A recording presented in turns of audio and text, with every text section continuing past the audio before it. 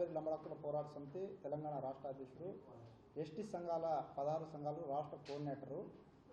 ఈరోజు విలేకరుల సమావేశం ద్వారాగా ఉమ్మడి ఖమ్మం జిల్లాలో రైతులను గిట్టుబాటు ధర కల్పించకుండా దళార వ్యవస్థను ఏర్పాటై మార్కెట్ అధికారులు చేతులు కలిపి గిట్టుబాటు ధర కల్పించకుండా, తేనె శాతం చూడకుండా తక్కువ ధరలు కొనుగోలు చేసి రైతులు నష్టపోయింది వాస్తవం ఇది.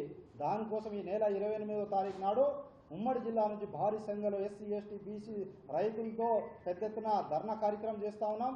ధర్నా ఉద్దేశం ఏంటంటే, ఈ శాఖ మంత్రి సంబంధించిన తుమ్మల నాగేశ్వరరావు గారికి మేము ఫిర్యాదు చేసినా, రైతులు ఫిర్యాదు చేసినా, ఇట్లా నష్టం జరిగింది అని చెప్పినా కూడా స్పందించకుండా వాళ్ళ పక్షాన, దళాల పక్షాన, అధికారుల పక్షాన ఉండడం జరిగింది. కానీ ఇవాళ రైతుల పక్షాన లేదని కూడా సృష్టిగా మేము ఈ ఉమ్మడి జిల్లా సంబంధించిన నేను రాష్ట్ర అధ్యక్షుడిగా తెలియపరుస్తూ ఉన్నాం. దాంతోపాటు రెవెన్యూ శాఖ మినిస్టర్ పొంగులేటి శ్రీనివాసరెడ్డి ఇక్కడే, ఆర్థిక మినిస్టరు మన డిప్యూటీ మినిస్టర్ గారు బట్టి విక్రమార్క ఇక్కడే, ముగ్గురు ఈ జిల్లాలో ఉన్న కాంగ్రెస్ పార్టీకి 9 సీట్లు గెలిపించినా ఈ జిల్లాలో రైతులు నష్టం జరిగింది. ఆ నష్టకి ముగ్గురు కారణమే. దీనికి బాధ్యత వహించాల్సిన తుమ్మల నాగేశ్వరరావు గారే. ఈ రైతులకు ఎవరెవరు నష్టం చేశారు, అధికారులు ఏం తప్పు చేశారు, ఆర్టీఓతో సదా ధర్నాలో మేము అధికారిక పరిస్తూ ఉన్నాం. ఇవాళ ధర్నాలో మేము కార్యక్రమంలో ఇవాళ చెప్తా ఉన్నాం, డిఎంఓ గారు పర్మిషన్ లేదు, దళాల వ్యవస్థకు మేము పర్మిషన్ లేదని ఇస్తే కార్యదర్శులు మేము పర్మిషన్ ఇచ్చాని అంటారు. ఇది కార్యదర్శి ఇదా వ్యవస్థ నడిపించేది?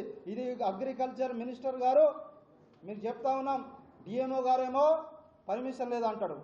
ఇక్కడ కార్యదర్శులేమో మేము లీజుకి తీసుకున్నాం. లీజ్ తీసుకోవాల్సిన అవసరం ఏముంది? మార్కెట్ కట్టించి కోట్ల రూపాయల నిధులతో మార్కెట్ ఏర్పాటు చేస్తే బయట మార్కెట్, తాత్విక మార్కెట్ 1 ఇయర్ కోసం లీజ్ తీసుకోవాల్సిన అవసరం ఏముంది? దీనికి జవాబు తుమ్మల నాగేశ్వరరావు చెప్పాల్సిందే. లేకపోతే మీ కాంప్ ఆఫీస్ని కూడా ముట్టడిస్తాం. కలెక్టరేట్ తర్వాత మీ కాంప్ ఆఫీస్ని కూడా ముట్టడిస్తామని కూడా తెలియపరుస్తా ఉన్నాం. ఈ రాష్ట్ర ప్రభుత్వము నిద్రపోతుందా? మేలుకోండి. లేదా ఇదే రైతులు ఎన్నికల్లో ఓడియడానికి సిద్ధంగా ఉన్నారు. ఈ ఖమ్మం జిల్లాలో 9 సీట్లు గెలిపించినాం. 9 మంది సర్పంచులు కూడా ఇప్పుడు ఎన్నికలు జరిగితే గెలిచే పరిస్థితి లేదు. తెలుసుకోండి రైతులు ఎంత నష్టపోయారనేది తెలియపరుస్తాం. బుద్ధి మార్చుకోమని కూడా రాష్ట్ర ప్రభుత్వాన్ని తెలియపరుస్తాం.